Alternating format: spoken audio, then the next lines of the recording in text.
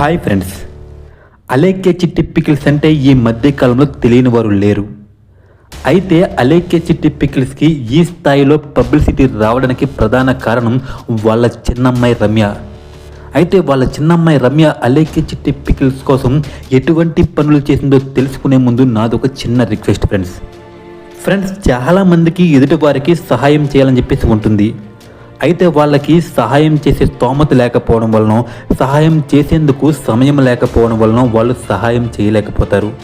కానీ ఈరోజు మీరు నాకు ఒక్క లైక్ ఇవ్వడం వలన నాకు సహాయం చేసిన వాళ్ళు అవుతారు. ప్లీజ్ ఫ్రెండ్స్, ఈ వీడియోకి ఒక లైక్ ఇవ్వండి. అలాగే మన ఛానల్ని సబ్స్క్రైబ్ చేసి మీ యొక్క సపోర్ట్ని నాకు తెలియజేయండి. ఇక టాపిక్లోకి వెళ్ళిపోతే, రమ్య తల్లిదండ్రులకు రమ్య కంటే ముందుగానే అలేఖ్య చిట్టి అనే ఇద్దరు ఆడపిల్లలు జన్మించారు.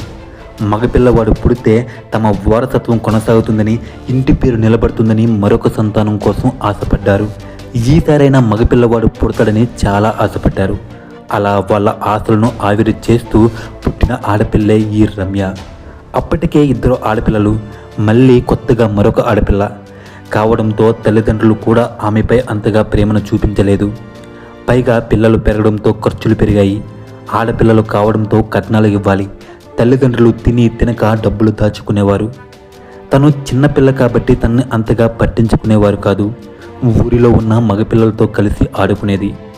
ఆ సమయంలోనే ఆమె స్నేహితులైన మగపిల్లలందరూ కూడా ప్రైవేట్ స్కూల్లో జాయిన్ అయితే ఆమె కూడా అదే స్కూల్కి వెళ్తానని ఏడుస్తూ ఉండేది.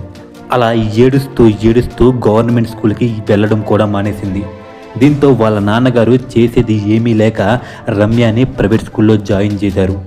అప్పుడే అర్థమైంది రమ్యకి, పెద్దవారు ముందు అలాగే కుదరదు వద్దు అంటారు, కానీ మనం పట్టుకొని కూర్చుంటే వాళ్ళే తిరిగి మన దారికి వస్తారని. తన ఇంట్లో ఇద్దరు అక్కలు ఉన్నారు. వాళ్ళిద్దరూ కూడా రమ్యతో చాలా క్లోజ్గా ఉండేవాళ్ళు. కాబట్టి రమ్యకి ఆడపిల్లల కంటే మగపిల్లల అవసరమే ఎక్కువగా ఉండేది. అందువల్లే స్కూల్ టైంలో ఆడపిల్లలతో కాకుండా మగపిల్లలతో ఎక్కువగా తిరుగుతూ ఉండేది.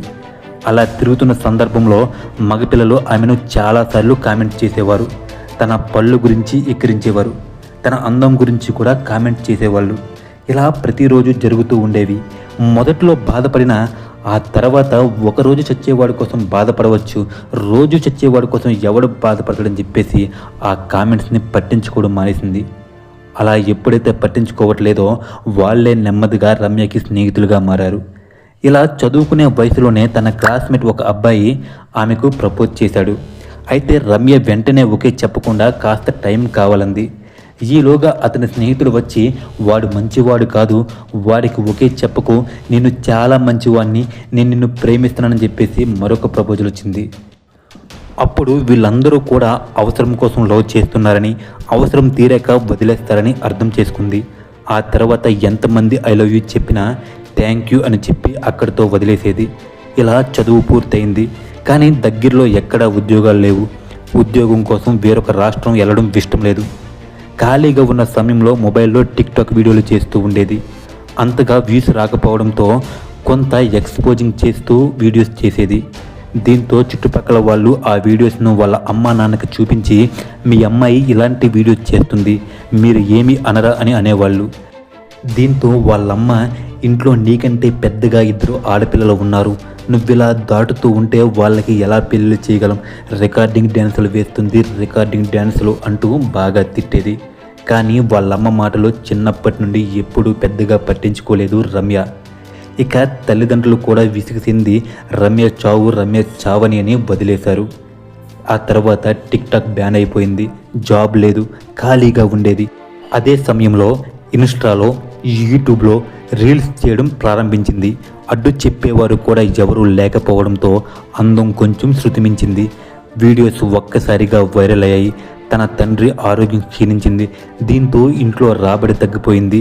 అదే సమయంలో తన అక్క బెంగళూరులో జాబ్ చేస్తున్న, పెళ్లి సంబంధాలు వస్తూ ఉండడంతో అస్తమాన రావడానికి వెళ్ళడానికి ఇబ్బందులు రావడంతో జాబ్ మానేసింది.